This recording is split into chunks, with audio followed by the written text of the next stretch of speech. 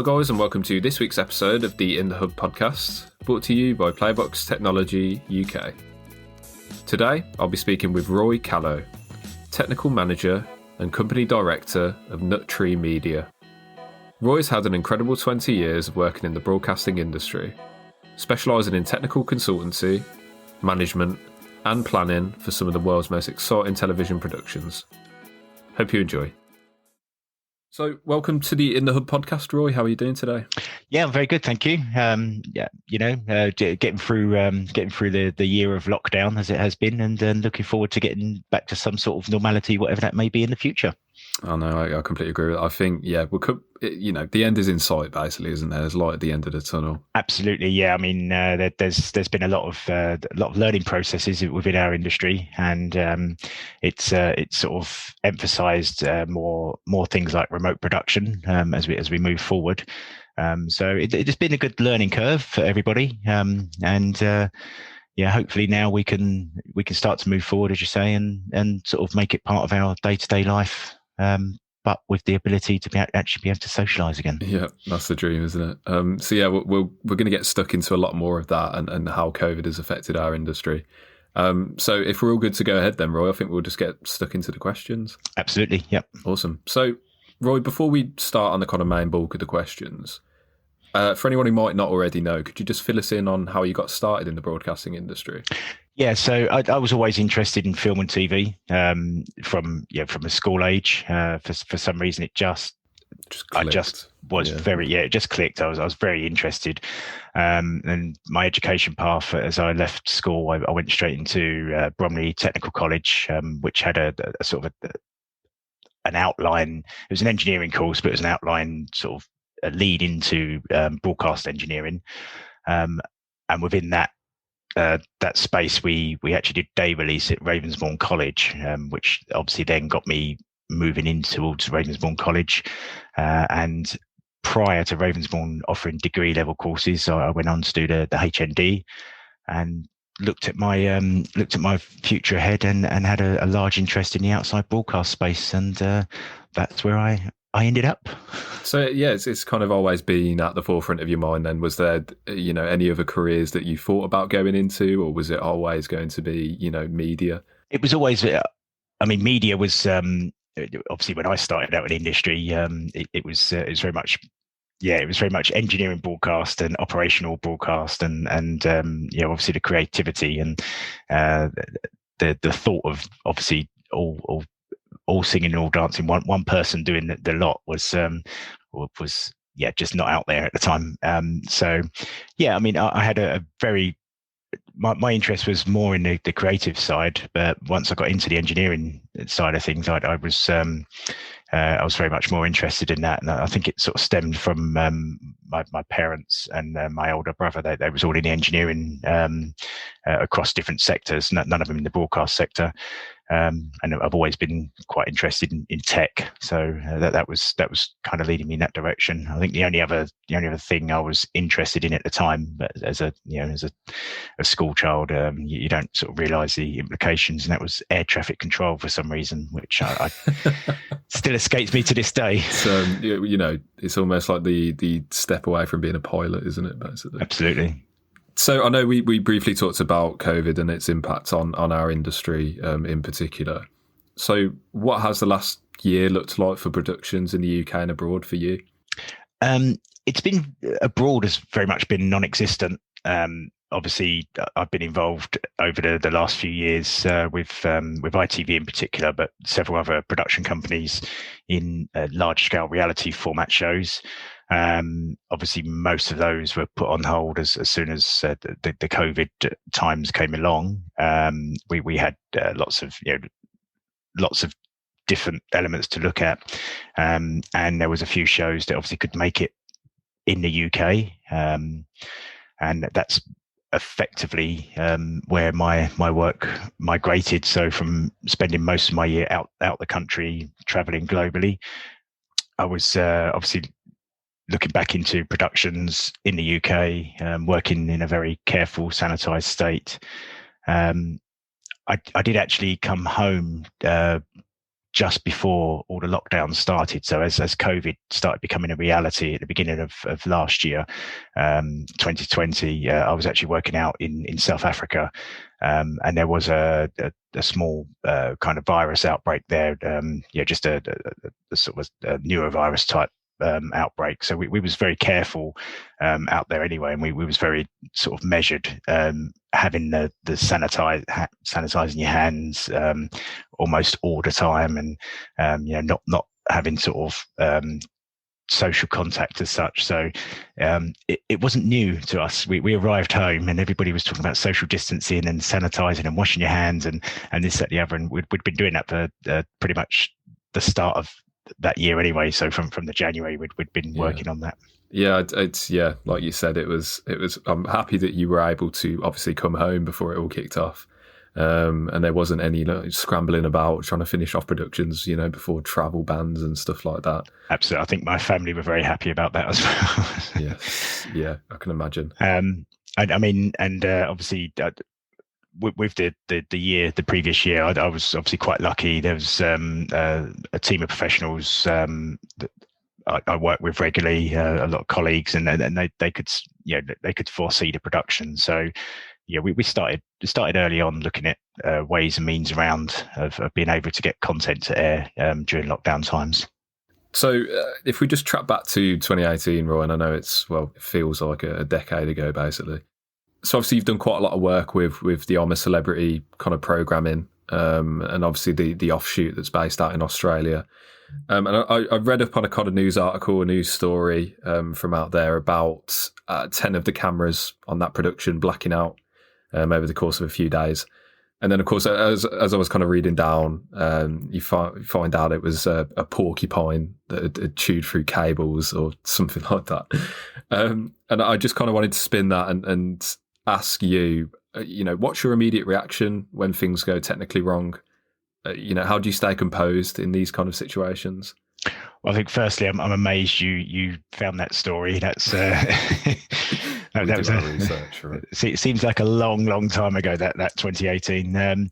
Effectively, the Australian network 10 took the I'm a Celebrity format and have run with it since 2015, I think it is, in a South African environment, which I was involved at the beginning of obviously the technical and what the whole show set up really. This particular incident, it was quite late at night. I'd finished my shift. I was normally on the morning shift, which was obviously TX back in Australia. So to get a call to say that there was 10 cameras down, and obviously there was quite a panic within the engineering team to try and work out what the problem was.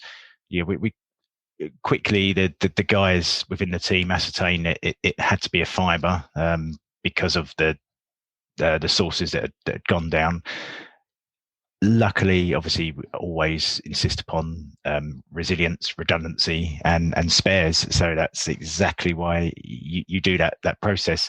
So it was quite a stressful process for around about an hour and a half, but people got it quite quickly up and running. It took about 2 days actually to find where the cable was broke, and another day of the local rangers with their little animal cameras, the IR cameras and things, and we found that the porcupine had kept going back to actually chew through the root of a tree. Apparently it's their favourite food, and the cable just happened to be running past it. So it wasn't malicious from the porcupine's point of view. He was just looking for a nice meal, and just the cable just happened to be in the way. So yeah. When things like that do go technically wrong, obviously you do have to keep a cool head. In the sort of senior management position, you have to be the person that can, if you like, keep the production, steer the ship. So yes, yeah. The engineers are there to do their job, and the editorial, the creatives, the directors, that they're all there to do their job, and you're there to ensure that whilst they're getting as much information as possible, they are not putting too much pressure on the technical team that are trying in the background to make sure that ship is still running smoothly. I like to my role. I like to kind of, if you like, compare with a swan. So, you know, on the surface, you're you're nice and elegant and just floating along, and everything is fine. And underneath, sometimes you might be paddling away, you know, keeping those technical team very much motivated to get to the root of the problem. Yeah, I love that comparison. And obviously, with COVID and everything that went on, well, I'm a Celebrity. I'm guessing it got taken to Wales, didn't it? So a little bit closer to home. And I guess it kind of went from porcupines to, well, sheep, basically, I guess. We was quite fortunate. There were no sheep. We did have an early incident which we put down to probably a badger. Again, okay. One of the cable runs happened to pass, looked like a run through the golf course from the badgers. So obviously they'd got caught up and chewed through a cable. But that was, again, redundancy, resilience, spares. Can never emphasize enough on a project. You ensure you have that. And in fact, on the Wales project last year, I always take a smaller mixer along, just as again, going back to being in Australia for many years and in a remote location. If your transmission mixer fails, then you have no backup. So we always take along a smaller, not really. A lot less complicated mixer, and it actually came into its own last year in Wales when our mixer failed a couple of hours before going on air, and we managed to get a show to air, which, you know, obviously outside of the production, nobody would have even realised it. We was running on a much smaller, less complicated system, which is a DR system, disaster recovery system, but it done its job. So yeah, it's nice to hear, with all your kind of experience and know-how, that you still place a lot of importance in that kind of those backups. Basically, it's good to hear that. Yes, yeah. As I say, I always emphasise. I've always sort of grown up with the old school, if you like, of backups and redundancies and spares. But you have to ensure you do have that resilience, especially in the live environment. If you don't have that, then that's a lot of non-air time. Yeah, exactly. And yeah, just moving alongside that, then it's quite a tough question, but has there been a kind of particular highlight project that you've worked on, or projects that you've worked on in your career? That is always the most difficult question. People always ask you, you know, amongst the highlight project, or, you know, the highlight person you've met, or whatever. And yeah, I don't like singling out, like making people singling out favourites and stuff like that either. That's why I always say, you know, if there's a certain amount of projects, like a multiple projects. Well, every project there is obviously a self sense of satisfaction. You know, once that project has been delivered, every production, every project, the satisfaction in seeing a delivery, the successful delivery, and the satisfaction of seeing the teams that have worked tirelessly to put those projects together. You know, it's always, for me, it's always about the teams and working with the teams. And I love working with the different teams and working to different workflows. But yeah, I think if I had to name one, it would be probably the Super Saturday in the London Olympics in 2012. I was actually working for a larger company back then, and had I was the obviously technical director of the company, and we had quite a few project managers looking after several broadcasters within the IBC, the International Broadcast Centre. I'd been over to check up on those project managers, have my normal daily meetings, and work through making sure there was no issues with the clients. A couple of them finished their shift, and we headed over to the media seats, as everybody complained about during the London 2012. We had those passes to get into those seats, and we was quite lucky to see the girls win a gold in the Velodrome, and then head into the stadium to see the Jessica Ennis, Greg Rutherford, and Mo Farah golds. So of the six, four of the 6 golds on that Super Saturday, we managed to be in the right place at the right time. Brilliant. Yeah, and it was so that's always a memory, I think. But that's, as I say, that was having the access as opposed to the projects themselves, which again were very big, very cumbersome projects, but very satisfying delivering them at the end. Does every project produce kind of new challenges for you? Does technical management in broadcasting and management of productions, does that aspect ever get easier for you? Not really. I'd like to say it does get easier in time. Obviously, experience does bring certain challenges, or make certain challenges easier. Obviously, with experience comes age, and with age comes less training in the newer systems, so you always have to keep yourself refreshed. I'm always learning and always willing to learn, because things are always, especially nowadays, moving at such a fast pace that you have to keep your finger 100%. On the pulse. A lot of people do say, in theory, you could it'd be a copy and paste process for each production. For example, I've worked with the ITV team for many years, and I'm a Celebrity, and you would think that would be just a copy and paste. Obviously, as the editorial changes, as the formats change slightly, that does encompass changes in certain technical elements. So you do have to kind of change with the brief, if you like, of the format of the editorial. But I thought pretty much I'd seen most of those challenges around the globe, and then including sort of visiting certain countries, certain with less established setups, and then obviously COVID struck, and that made a completely new workflow for everybody involved in our industry.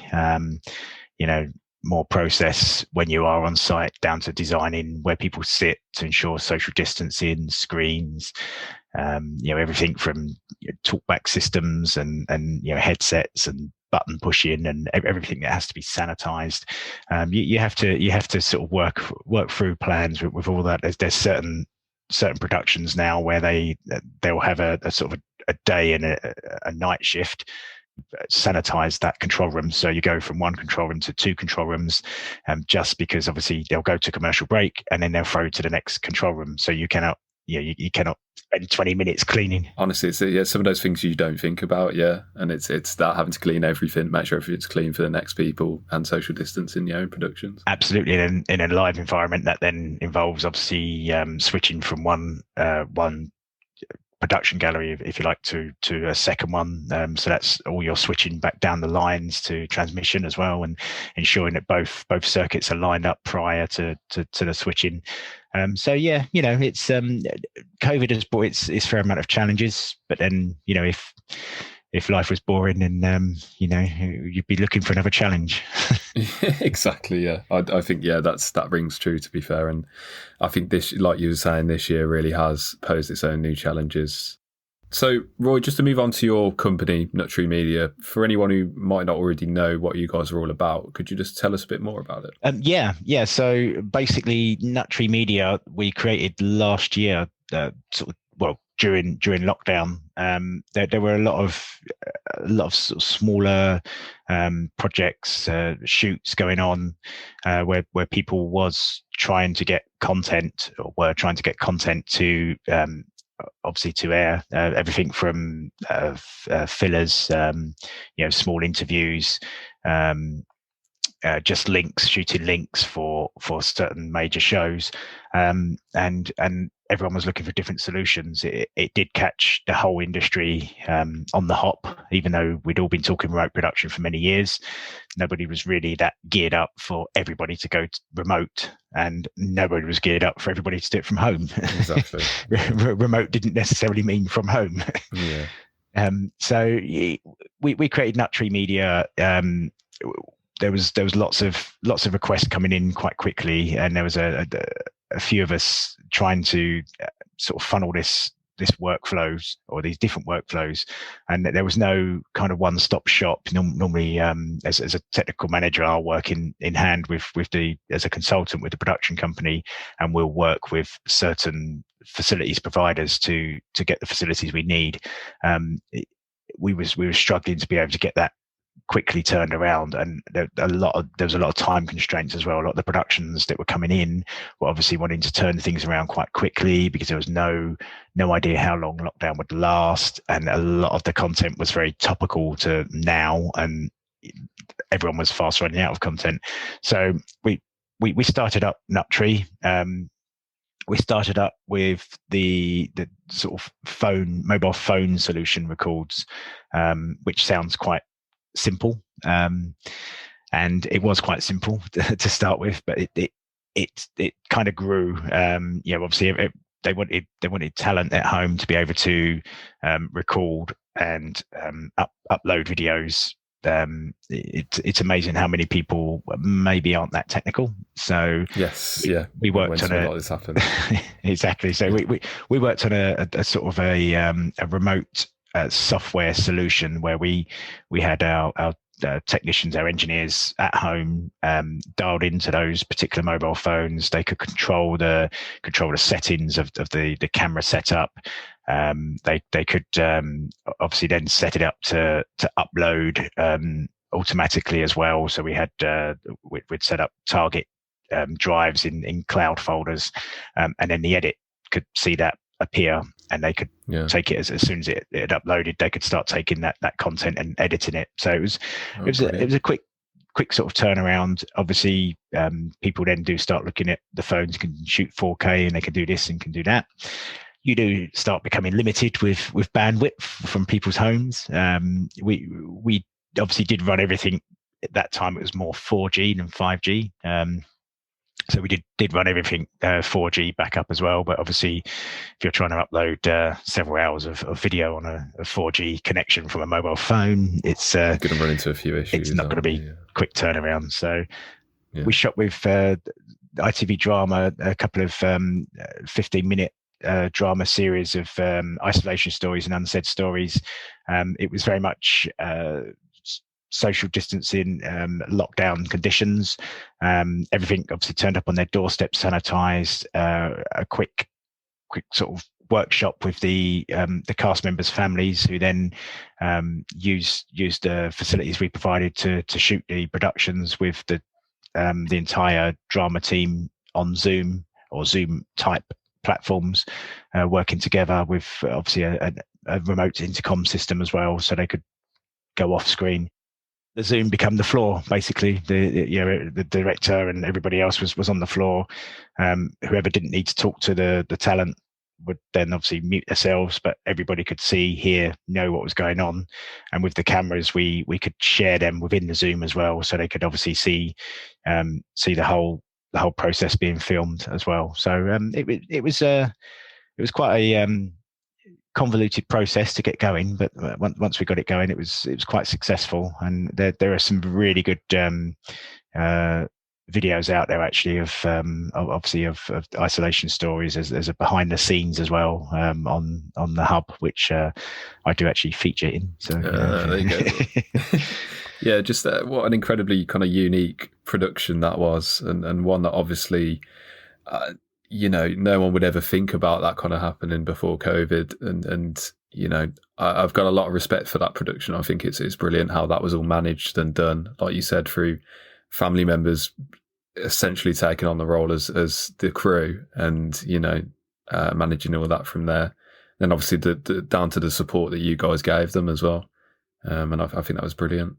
Absolutely. And then another production we did work on, a couple got married at home, and they actually they got married at home. We had a host in another venue, and who officiated, and then the whole family all came in via platforms as well. This program aired on Channel 4 in May, and again, it was a collaboration of a few companies there. So we brought in a company that provided us with 5G connectivity in the house, because they had hardly any internet, and obviously there was no satellite trucks or anything like that. That was a small OB. That was during lockdown, a small OB with 4 transit-sized vans with obviously a person in each, and that was the entire crew. So again, no production on site. Everything was remotely managed across different conference platforms. And then with that, we had another company in Manchester that brought in those conference platforms, so we could display a large screen of an entire wedding congregation. And then they streamed another couple of feeds. So I think we had 4 incoming feeds on that one, all across 5G, which we could then cut to obviously the screen, so we could have full screen of say the bride's mother and father, delivering a message live and everything else. And then obviously we streamed it back out on the 5G to the entire wedding congregation, plus obviously the whole editorial team that were all sat at home monitoring and feeding back and giving their notes on what needed to be done. So and within that, we obviously also supplied a lot of the self-shooting kits in the build-up, so the story of the build-up to the wedding. We had kits, mobile phone kits going everywhere, and again a cloud-based platform that as they finished their little messages, it hit the cloud and they pulled it straight into the show. So lots of collaboration and lots of different projects. I mean, again, another production that I just could not have foreseen before all this COVID stuff kind of hit. That's it sounds brilliant though, it really does. And then Roy, this is a question we ask at the end of every podcast, and we usually try and ask guests to kind of keep it to one word if possible. But what do you envision for the future of the broadcasting industry? Can I use 2 words? Ooh, that would be a first for this podcast. Go ahead, and we'll see if we can kind of get it into one word. But we do ask guests to kind of expand on it afterwards. So yeah, it should be fine. Well, it's 2 words. It's remote production. I'll allow it, Roy. I'll allow it. That's fine. I mean, remote production, obviously, it has been pushed to the forefront with the whole process of COVID and where we've all been over the last year. Obviously, we've not been able to travel abroad, and you look at it, every single show nowadays. All the whether it's the Prime Minister, whether it's an MP, whether it's a guest on a chat show, most people are all sat in possibly their pajamas on their sofa, being interviewed with their headsets or whatever, hoping that no one's going to burst through the door behind them. So, that anxiety. Obviously, that as I expanded on before, that came out of not being, I think, as prepared as we all thought we was for something like this to happen. Obviously, as time goes by, and as more manufacturers invest heavily in the remote production side, obviously it will become a lot more a broadcast style setup in future. I think we will see more of a lean towards smaller productions, perhaps having part on site but more off-site facilities, the supporting crews being able to monitor with SRT streams or, conference platforms or whatever. But I do believe, maybe the major online platforms not necessarily flying all their execs across to sort of sit in on a format show, maybe again with the right connectivity and the right monitoring, being able to make their assessments on the fly as they're cutting, as they're filming, as they're shooting. People being able to have more input from the outset that wouldn't necessarily be on set. Suddenly, you can push that along a lot better, a lot further. So, on saying that, there is a lot of the kind of conference platform fatigue with a little bit, and I almost feel bad asking you to come on Zoom today, Roy. But I agree with that. Just to finish off, we are, I think, still a long way from normal service resuming, and I think with certain productions, obviously some of the cost savings that can be seen of not sending a huge team out internationally, then I think maybe the old style of production has probably moved on now, and we will find a hybrid solution. I completely agree with that, and the word I was looking out for was hybrid. I think Yeah, we've kind of almost realised the benefits, and I know a lot of companies were already taking on remote capabilities before this, but like you said, yeah, we've all almost kind of realised the benefits of it, and equally, a lot of people do miss that kind of travel aspect and stuff like that as well, don't they? Absolutely. So I think we will have that kind of hybrid meshing together. And I think there is that, as you said, there's a lot of companies that sort of taken on the development within remote production and move forward quite quickly. And then there's a lot of companies that have kind of resisted. And I think some of that may be due to the, fancy travel and things. Who knows?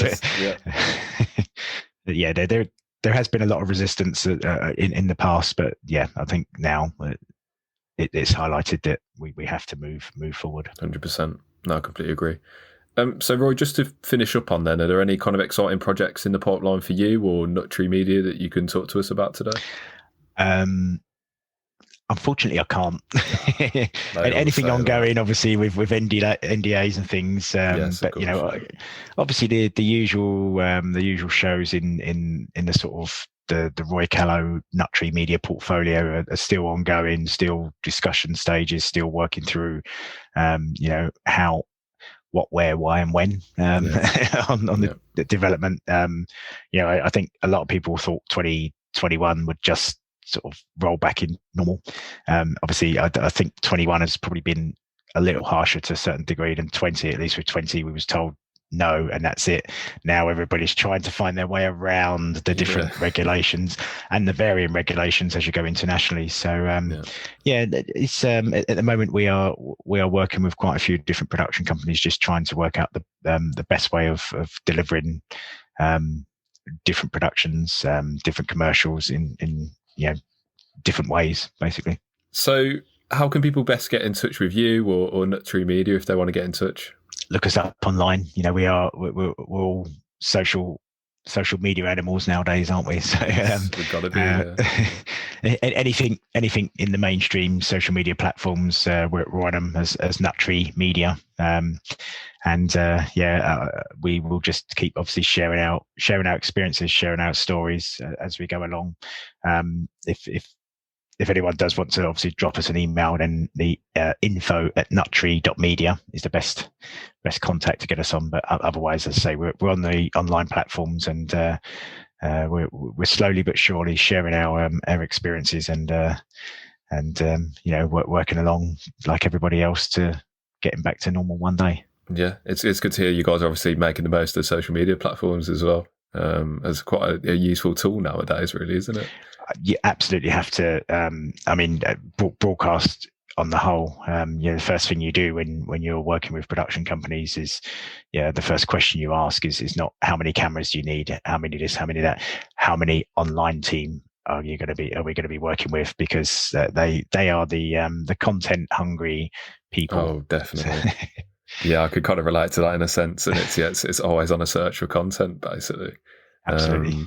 And you see it more and more with productions nowadays, don't you? That it's all about the clips on the social media. If it's ever getting live streamed to social media and stuff like that as well. It's all about the engagement. Even if you look at the figures on any television program in the UK now, they always wait for the consolidated with all their kind of online platforms, people watching it through different methods now. And I have teenage children myself and younger children, and given the opportunity of watching it on a small tablet or watching it on a large screen TV, they would still rather sit and watch it on a small tablet or their mobile phone. So, I don't understand personally. I don't think I could ever watch a film on my phone. To be honest, it always has to go on the big screen, basically. Absolutely. I mean, so there's a few of us still left. Well, if you look at when you used to travel with planes, and you'd always struggle to see it on that little. Well, unless obviously you wasn't in the back of the plane, but you'd always struggle to see it on the back of the seat, the headrest, and yet and I'm sure the younger generation would complain about those back of headrest monitors. However, they were quite happy to sit and watch it on a sort of a 7-inch, 5-inch screen on their mobile phone. So. Yeah, there's some things I don't think we'll understand, Roy, but We're just going to get on with it. Well, thank you very much, Roy, for taking the time out and coming and speaking to us today. It's very much appreciated, and it was great to hear about some of the projects that you've been doing, some of the projects you've got coming up, and just what's going on in the kind of more technical aspects of the broadcasting industry. Pleasure coming along, and thank you very much for taking the time to talk to me.